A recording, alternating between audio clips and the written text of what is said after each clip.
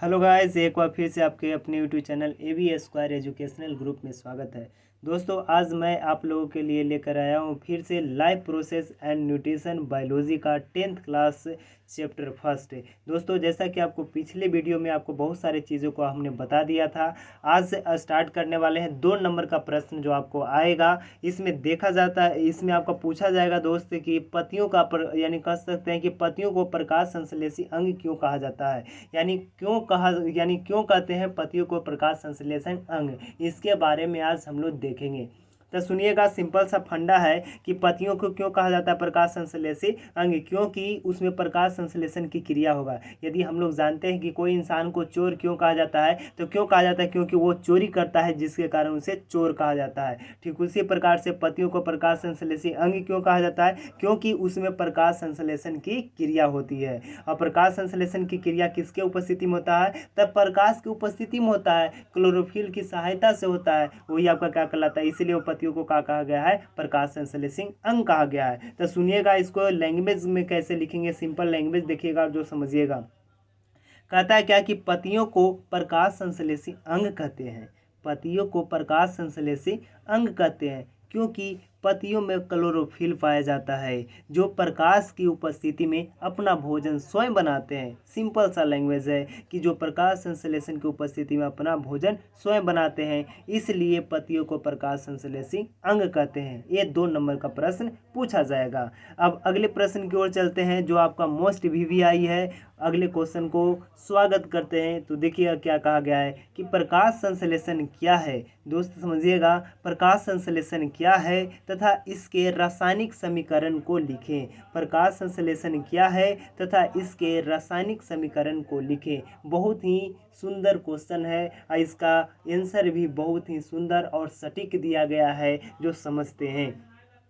तो सुनिएगा क्या कहा जाएगा, प्रकाश संश्लेषण क्या है। तब प्रकाश संश्लेषण में होता है क्या, उस प्रोसेस को पहले हम लोग समझ लेते हैं। तब प्रकाश संश्लेषण में दोस्तों होता है क्या कि प्रकाश को अवशोषण करता है। प्रकाश संश्लेषण में प्रकाश को अवशोषण कर लेता है क्लोरोफिल, और क्लोरोफिल जैसे ही प्रकाश को लेता है, यहाँ से इसको एनर्जी मिलता है। और उस एनर्जी से कह के देखिएगा, जब कोई इंसान को एनर्जी मिलता है, ताकत मिलता है, तब वो तोड़ फोड़ करता है। तो यही क्लोरोफिल तोड़ फोड़ करेगा तो वो H2O को तोड़ देता है, वाटर को तोड़ देता है। वो आपका H2 और O2 में यहाँ से कन्वर्ट कर देता है। अब यही H2 और O2 क्या करता है कि यहाँ से H2 जो है वो आपका कार्बन डाइऑक्साइड से जाके इसको जब तोड़ता है, कौन, क्लोरोफिल तोड़ता है H2 और O2 में, तो ये तोड़ता है, तो ये लड़ जाता है केकरा से, ये लड़ जाता है कार्बन डाइऑक्साइड से। और दोनों जब लड़ता है तो इसके परिणाम स्वरूप आपका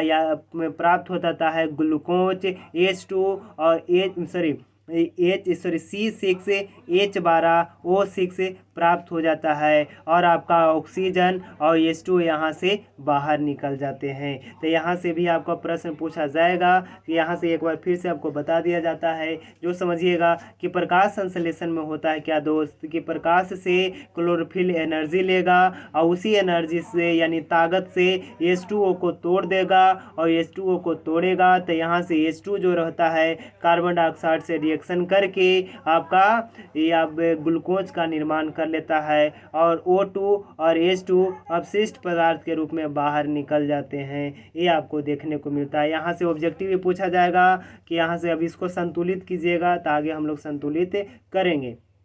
तो अब देखिएगा क्या कहा गया, अब इसको लैंग्वेज के तौर पर लिखेंगे। तो देखिए, प्रकाश संश्लेषण वह प्रक्रिया है जिसमें पेड़ पौधे प्रकाश की उपस्थिति में अपना भोजन स्वयं बनाते हैं, उसे प्रकाश संश्लेषण कहते हैं। बहुत ही सुंदर और सटीक आपका ये डिफिनेशन हो गया। इसके लैंग्वेज को आप लिख सकते हैं कि प्रकाश संश्लेषण वह क्रिया है जिसमें पेड़ पौधे प्रकाश की उपस्थिति में अपना भोजन स्वयं बनाते हैं, प्रकाश संश्लेषण कहते हैं। अब सुनिएगा, जैसा कि आपको बताया गया है, ये आपका कार्बन डाइऑक्साइड यहाँ पे आपको संतुलित करके हमने रिएक्शन को दे दिया है। CO2 प्लस H2O यहाँ रहेगा, और यहाँ से रिएक्शन करके आपका C6H12O6 बनेगा, और यहाँ पे O2 और H2O बाहर अपशिष्ट पदार्थ के रूप में निकल जाएगा। तो यहाँ से हमने क्या किया कि सी से यहाँ पे कार्बन आपका यहाँ पे ई पट्टी देखिए 6 वो कार्बन है, ई पट्टी यहाँ पे किए तो 6 से यहाँ पे गुना कर दिए, तो यहाँ पे 6 दूनी का ये आपका 6 हो गया, ये पट्टी आपका भी कार्बन आपको 6 हो गया।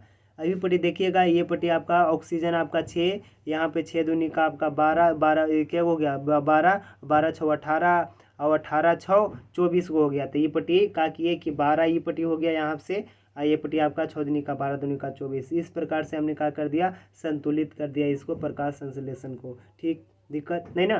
तो चलते हैं दोस्त आगे, हम लोग को कुछ ऑब्जेक्टिव है जो मोस्ट वीवीआई है और जो आपको पूछा ही जाता है। तो इसको चाहते हैं तो नोट बनाना, तो इसको बिल्कुल आप लोग नोट बना लीजिएगा अपने कॉपी में, इस नोट्स के रूप में देख लीजिएगा। अब आगे चलते हैं, कुछ ऑब्जेक्टिव आपको दिया गया है जो एकदम कह सकते हैं कि हूबहू आपको बोर्ड एग्जाम में आ जाएंगे। तो सुनिएगा और समझिएगा क्या कहता है, जो कि पौधे भोजन रासायनिक के रूप में, यानी रासायनिक रूप में बनाता है, क्योंकि केमिकल रिएक्शन हो रहा है जैसा कि आपको बताया गया, रिएक्शन वहाँ पे करवाया गया। ये H2 यहाँ पे, सॉरी आपका कार्बन डाइऑक्साइड यहाँ पे H2 था, यहाँ पे जो H2O था, ऑक्सीजन था, जल वाटर था, उसको से के साथ रिएक्शन कराया गया।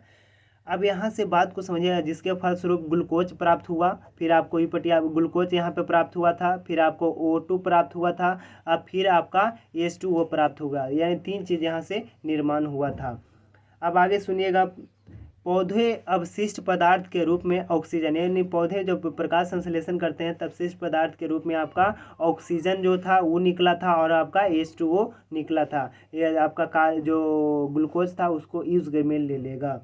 अब आगे सुनिएगा कि पौधे में ऑक्सीजन का निर्माण जल से होता है। वही ऑक्सीजन का निर्माण कैसे हुआ, जल को तोड़ा था तब आपका H2 और O2 में यहाँ से कन्वर्ट होके बाहर निकल गया था। तब पौधे में ऑक्सीजन का निर्माण होता है, ये जल से होता है। तो ये पूछा भी जाता है कि पौधे में प्रकाश संश्लेषण जब होता है तो जल जो आपका ऑक्सीजन का निर्माण होता है इससे, तो वो जल के थ्रू होता है। फिर आगे सुनिएगा, अगला आपका ऑब्जेक्टिव दिया गया कि प्रकाश संश्लेषण में कार्बन डाइऑक्साइड के 6 अणु, जैसा कि आपको बताया गया था कि कार्बन डाइऑक्साइड के कितने अणु होते थे, 6 अणु। यहाँ पे आप देख सकते हैं, जो समझिएगा यहाँ पे कार्बन डाइऑक्साइड के 6 अणु, और यहाँ पे एक चीज़ और क्या दिया गया था कि वाटर के, यानी कह सकते हो कार्बन डाइऑक्साइड के 6 अणु एवं जल के 12 अणु। जो आप बाहर में है यहाँ पे लगा हुआ वही आपका अणु है, कार्बन डाइऑक्साइड में 6 अणु और जल में आपका 12 अणु पाया गया। अब यहाँ से सुनिएगा, ये आपका एक मोस्ट वीवीआई, ये लिख लीजिए, हो सकता है कि कभी कभार बिहार बोर्ड 2 नंबर में इसी को पूछ देता है, समझे ना।